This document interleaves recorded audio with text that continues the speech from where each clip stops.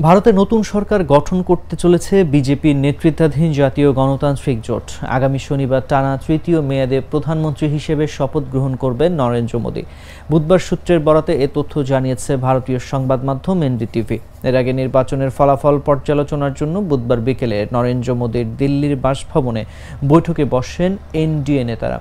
বৈঠকে সর্বসম্মতিক্রমে জোটের প্রধান নির্বাচিত হন মোদী। পরে বিজেপি সহ জোটের শরিক দলগুলোর একটি প্রতিনিধি দল সরকার গঠনের দাবি নিয়ে রাষ্ট্রপতি দ্রৌপদী মুর্মুর সঙ্গে দেখা করতে যায়। সেই প্রতিনিধি দল হিসেবে আলোচিত দুই নেতা তেলেগু দেশম পার্টির প্রধান চন্দ্রবাবু নাইডু এবং জনতা দল ইউনাইটেডের নীতিশ কুমার। দল দুটি এবার ২৮টি আসনে জিতেছে, যা জোট সরকার গঠনের জন্য বিজেপির কাছে আবশ্যক হয়ে দাঁড়িয়েছে। অন্ধ্রপ্রদেশে নাইডুর টিডিপি জিতেছে ১৬টি আসনে এবং বিহারে নীতিশ কুমারের জেডিইউ জয় পেয়েছে ১২টি আসনে। এবার নির্বাচনে বিজেপি একক সংখ্যাগরিষ্ঠতা না পাওয়ায় সরকার গঠনের জন্য প্রথমবারের মতো শরিকদের উপর নির্ভরশীল হয়ে পড়েছেন মোদী।